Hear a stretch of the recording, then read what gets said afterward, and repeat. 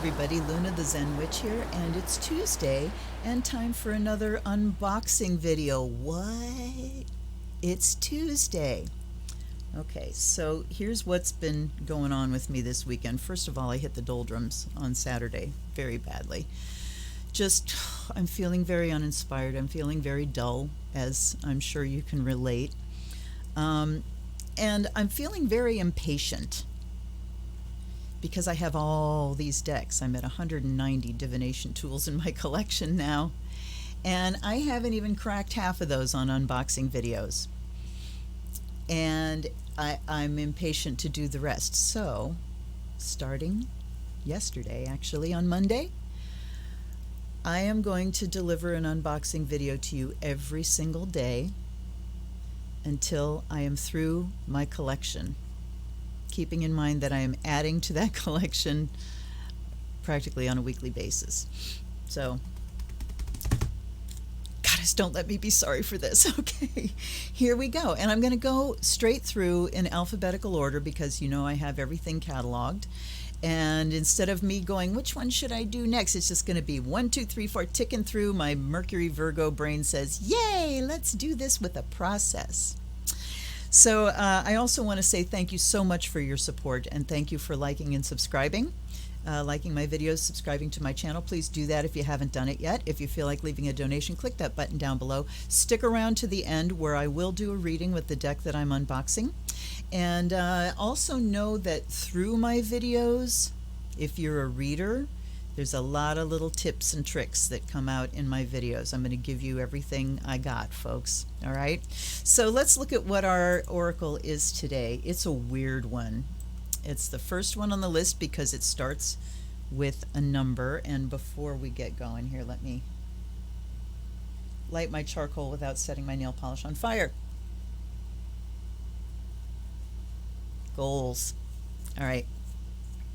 This is called 360 Degrees of Wisdom, Charting Your Destiny with the Sabian Oracle by Lynda Hill. The Sabian Oracle is a really weird, really weird thing. I was introduced to it when I was starting to study astrology, and in my Solar Fire astrology software, you can have the Sabian Oracle symbols show up in somebody's report, and they're just so frickin' weird that I don't, because they don't give any explanation of them, and they're weird. Did I say they're weird? They're fucking weird. Okay. Let's look into this. And I am going to go to the book first here because the cards are only, we have red ones and blue ones, and you see the little perforated edges here. These cards were in the back of the book, and actually there are more back here that you can pull out and tear apart. Wow, did I know that there were more back there? I guess this is in case you lose some, you can recreate them. But the red ones are the signs. The blue ones are numbers, 1 through 30. That's it for the cards. No need to go through those. So let's look at what this oracle is all about.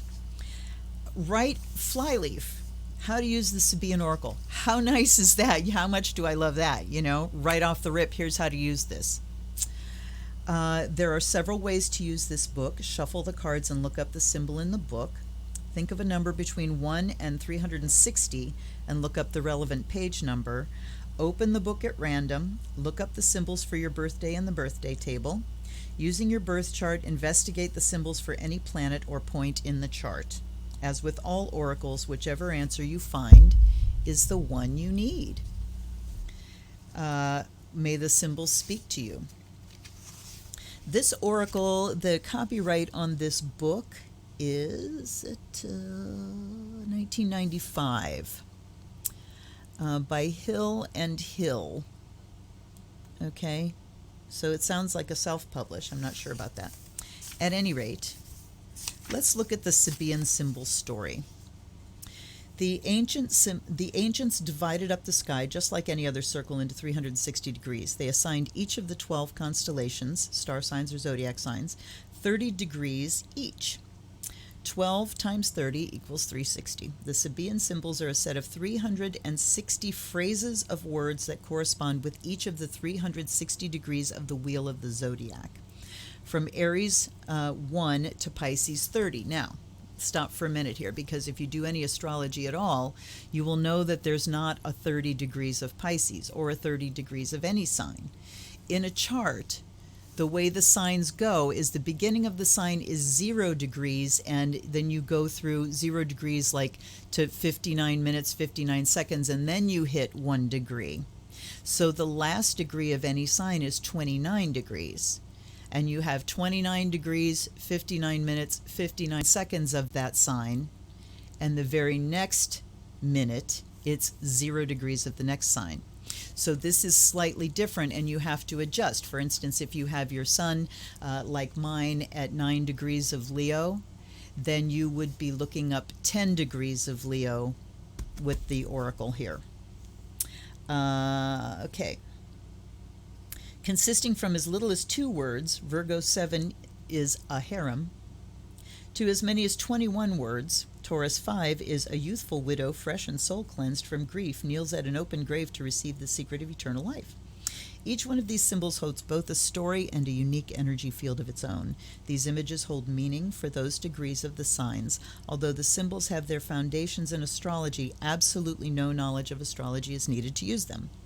The Sabian symbols were given birth in San Diego, California in 1925 by Mark Edmund Jones, a noted American astrologer and spiritualist, and the gifted clairvoyant Elsie Wheeler. Jones was interested to find a set of word images to go with every degree of the zodiac. Elsie Wheeler was an extraordinary clairvoyant confined to a wheelchair for most of her life. Jones chose Elsie Wheeler as his partner in this experiment, as she had a remarkable ability to see messages, images, and symbols. She used this talent to help her clients, but was rather weary of the standard questions she received, such as, "When will I be rich?" and "When will I meet the love of my life?" She was eager to take part, as she believed that this was an opportunity to really contribute something to astrology. So they would get together and spend a few hours. She was crippled with arthritis, so she had to be carried, and they had to go to a park in San Diego where she could be very close to, like, one of the busiest intersections there, where all kinds of people were going back and forth. She needed to be in the flow of humanity.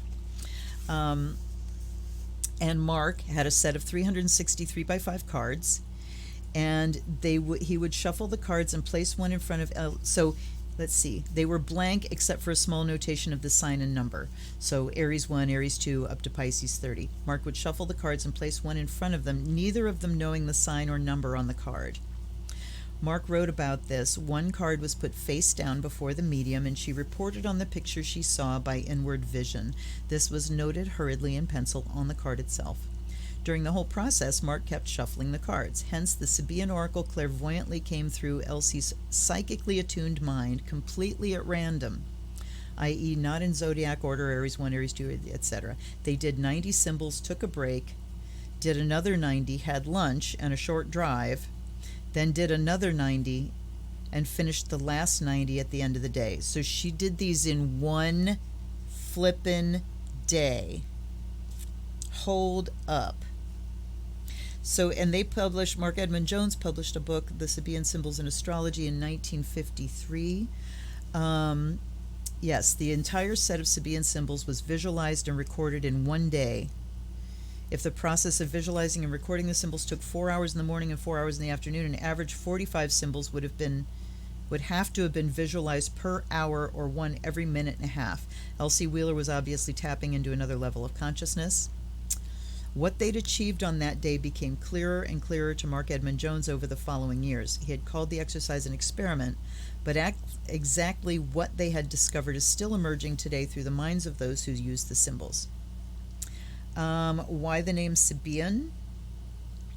He felt there was an unseen agency, an external esoteric mindset at work in the birthing of the Sabian symbols. Connection was made through a brother, a member of the ancient Mesopotamian brotherhood, the Sabian brotherhood. He believed that they were the voices that were spiritually behind Elsie Wheeler, delivering the messages that became the symbols. Sabian people were an ancient race of alchemists living in Haran, a city on the banks of the Euphrates River in Mesopotamia, where astrology is said to have originated. Haran existed from the 3rd millennium BC, blah, blah, blah, blah. It was a repository for the philosophy of the ancient Chaldeans, who were among the founders of astrology. The Sabian alchemists, who were into talismanic magic and hermeticism, the Sabians were alchemists. Okay.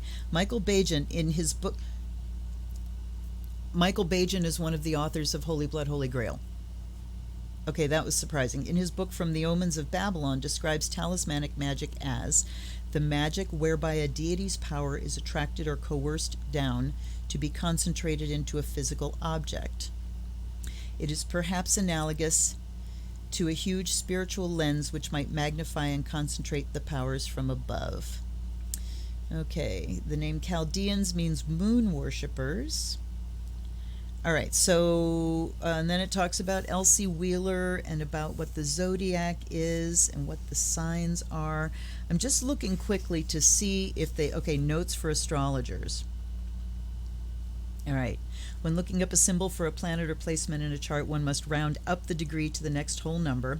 Yay, all right, good. My mind is at rest there. So we've got other recommended readings, Sabian Symbols, Mark Edmund Jones' book, An Astrological Mandala by Dane Rudyard. From the Omens of Babylon by Michael Bajan. The Sabian Assembly website is sabian.org, S-A-B-I-A-N. Okay, so let's, you pick a red card and a blue card and look it up. This is quick and easy. Let's ask a question. Let's put some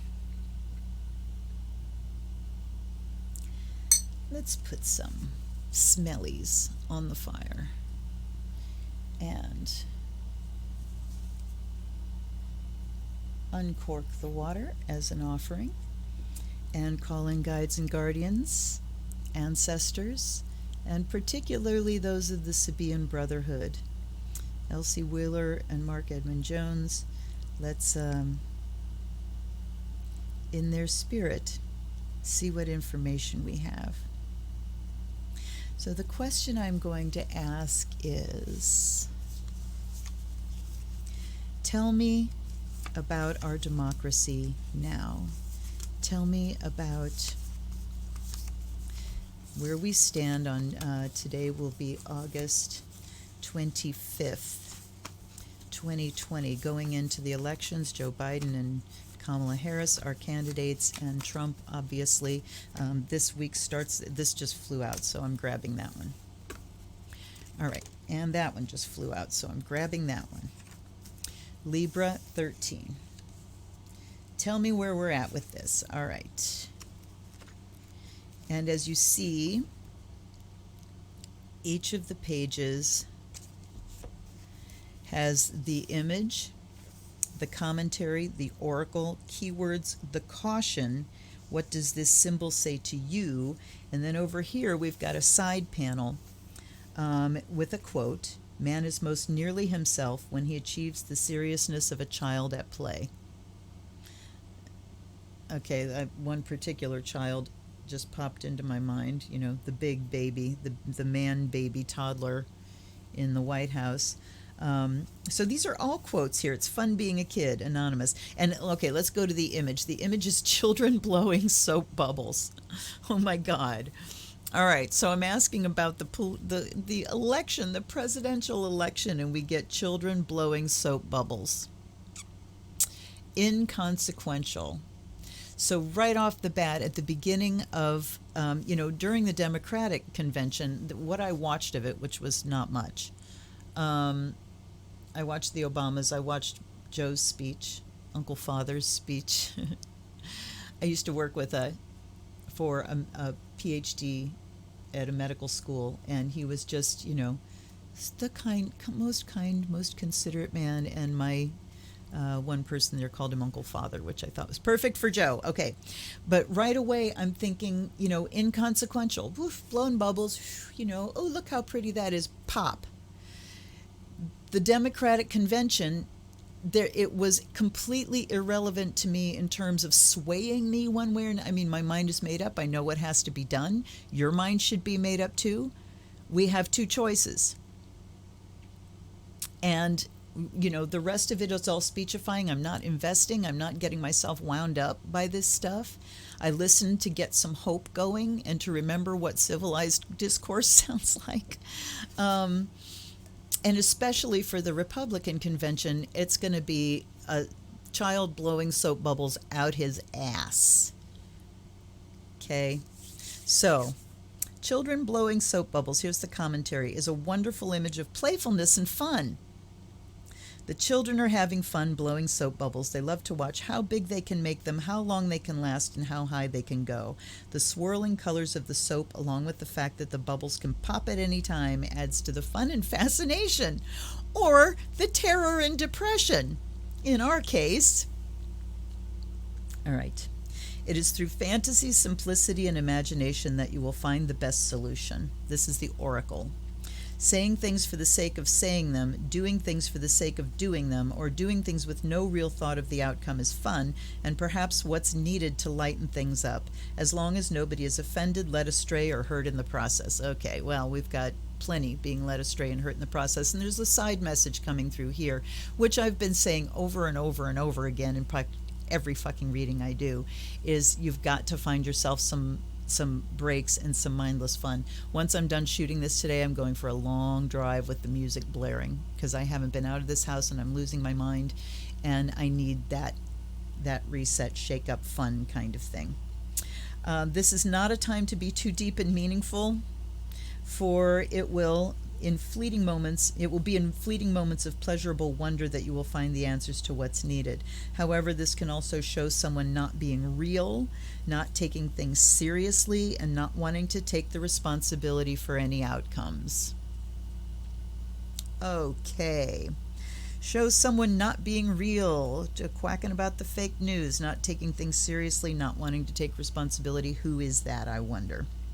Perhaps there's a feeling that the things that are being said aren't substantial, more like mere cartoon captions.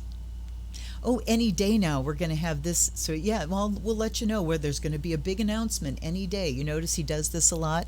Well, there's going to be a big announcement about this probably in the next few days, but you're going to be blown away. It's going to be great, and nothing ever comes. Okay. Fantasy can intrude on reality, and what's being said can sometimes be forgotten in a minute. It's almost like these issues didn't ever exist. One of these days, it's just going to disappear. Sometimes, however, something said in a fleeting moment, a mere throwaway line, can have a positive or permanent effect on others. While this is likely to be fun and joy, there may need to be consideration of whether it will produce anything substantial, permanent, or real. If this situation is one of short-term rewards and enjoyment, it may be wonderful, but relying on anything long-lasting may be unrealistic and disappointing. Whatever, enjoy the moment and the display of fun while it lasts. So if you're doing drinking games and you want to watch to laugh at them, go ahead. I can't do it. I can't do it. I have such a visceral reaction to seeing that man and hearing him speak that I can't do it. Keywords: spending time being creative with children, drama, being carefree or superficial, finding joy in pure abstractions, captions in cartoons, Pollyanna attitudes that can lead to fun or nowhere, not caring about the future, only the moment, rediscovering the simple joys of life, toys and playing, soap and bubbles, comic book heroes, being easily amused, fun, playing with friends. The caution: never growing up, frivolousness, daydreaming, resenting people who don't have serious work. Interesting.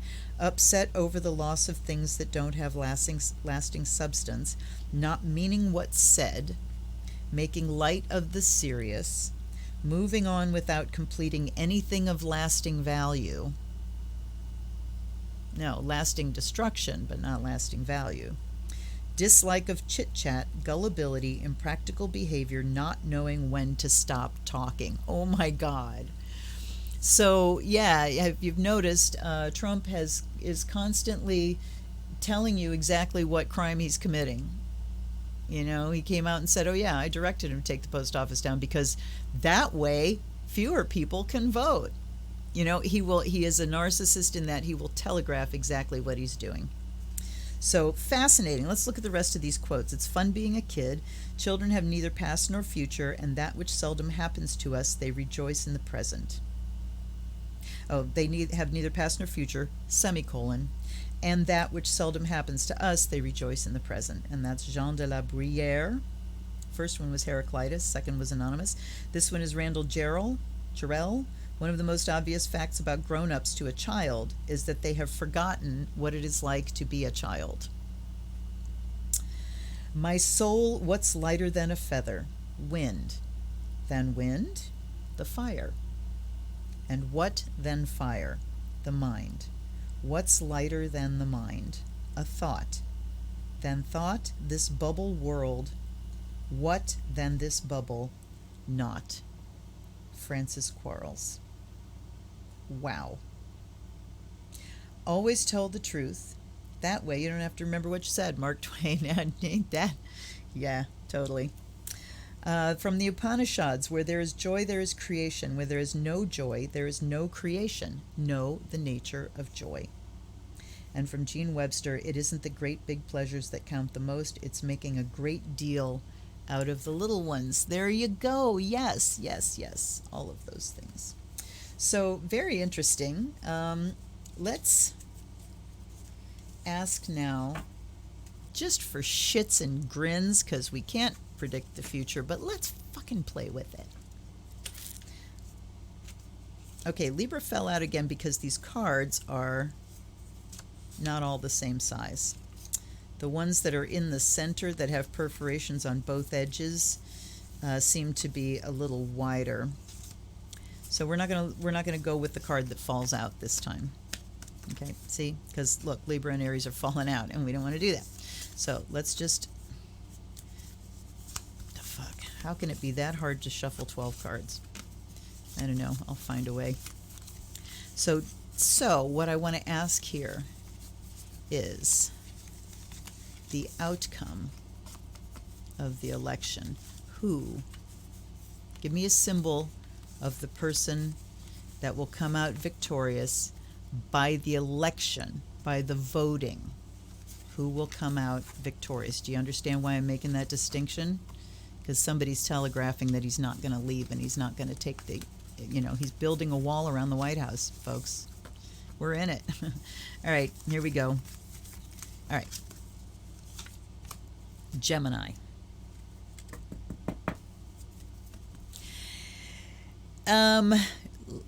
Give me just a hot second here.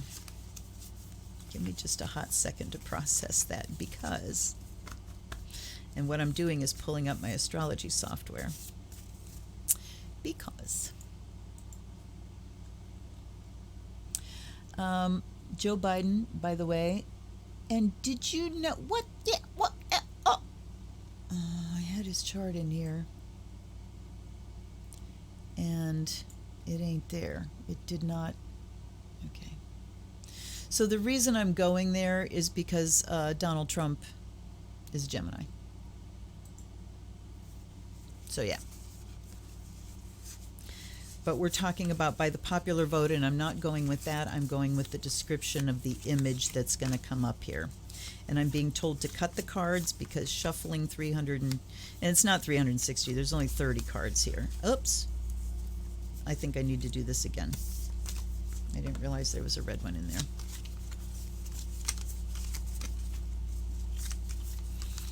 Okay.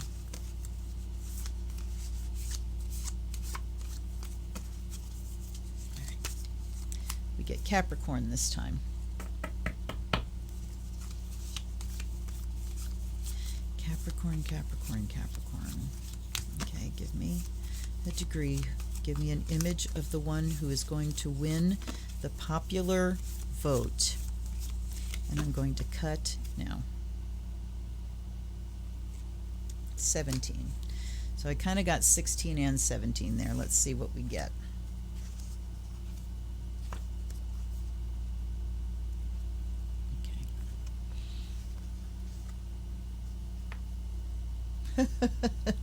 Okay, so the two choices that we have: school grounds filled with boys and girls in gymnasium suits, and a young woman surreptitiously bathing in the nude. Did I tell you this oracle was weird?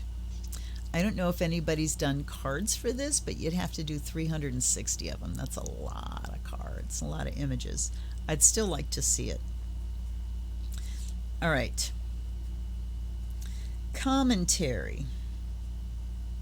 School grounds filled with boys, and I'm looking at 16 first because it kind of fell open there rather than where I put my thumb. So I want to pay attention to that. And this is, we pay attention to jumpers when we're shuffling. If cards are throwing themselves out of the deck, obviously there's a message there for us. School grounds filled with boys and girls in their gymnasium suits brings to mind images of youthful people doing their exercises, playing with and enjoying each other on the physical level. The boys and girls learn how to interact with each other in the school grounds. There's a sense that they're having fun regardless of their individual level of fitness. Some will be very good at sports and be the stars in the gym, while others are there because they want to join in the fun or because they're instructed to be there and have no choice. Many of their relationship lessons are first learned here. Okay, it's talking about physical well-being and not neglecting physical exercise, developing muscular coordination, sexual energy, attraction or satisfaction, playing marching competition, rivalry, singing songs of unity, new anthems for the young, the search for identity. That is not telling me anything, really. Let's look at the other one. A young woman is shown. She is surreptitiously bathing in the nude. Whether she's lying in the sun or bathing in a pool, she's letting her body soak up the energy of the elements without worrying about the constraints of clothing or fear of someone seeing her. She may be enjoying the delicious feeling that comes from allowing her body to be caressed by the sun, the wind, or the water. Perhaps she's surrendering to the impulse of independence and freedom as she employs the right to enjoy her body without worrying what others may think or how they will react. I'm getting zip from either one of these, folks. If you're getting something from these in light of the question that I asked, please holler. Okay. Keywords: confrontations with oneself, reconnecting with nature, a desire to reveal oneself mentally, physically, or emotionally, issues with weight, the manipulation of the female form in the media, exhibitionism, learning to let go of extraneous things, confronting puritanism, being at one with the environment, releasing inhibitions, stripping, streaking, and sun lotions. I got nothing here. I got absolutely nothing.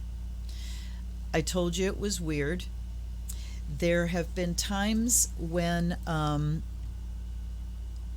I've gone to this oracle or I've looked up the symbols, just the titles of them, when I'm doing a chart report, and they've really rung my bell and sounded, like, wow, that's fascinating. And then other times, like right now, they hit me in a completely blank place. So I'm going to leave it at that. See what you think. At the very least, it can bring some more information to your own natal chart. When you get your natal chart done, if you have access to these, looking up planets and always remembering to add a degree to whatever position the planet is in your chart in order to come up with the correct degree here. You're lost in the smoke. Sorry, I can see. No, it smells great. I wish you could smell it. I adore this incense. At any rate, I hope you enjoyed that. This kicks off one a day. I have 190 in my collection. I've only reviewed 80 some. So you can look forward to an oracle every single day. Like, subscribe, shoot me a donation. I also want to put out a request here, because now I'm starting to look at some really rare specialty decks that I'm just salivating to get my hands on. There are two erotic decks available on eBay, and one is a Japanese erotic tarot. It's like three worlds collide, and I'm so excited about it. It's $117, so please, if you want to send me a donation and put a remark on it that says erotic Japanese tarot, I will save that money until I can buy that tarot. Oh, please, send me money so I can buy this deck. That would make me so happy. All right, you guys, I really appreciate you being here, and I can't wait to see your reaction to all this, this spam of videos. There will be other videos coming too, including the new and full moon charts, and some more in-depth astrology videos for you. Let me know if there's any deck you'd like to see reviewed. I'll get it if I don't have it. Until tomorrow, when you will see another unboxing video and a live stream at 8:30 Eastern. This is the Zen Witch. Wear your mask, wash your hands, be safe, be kind to each other. I love you. Blessed be.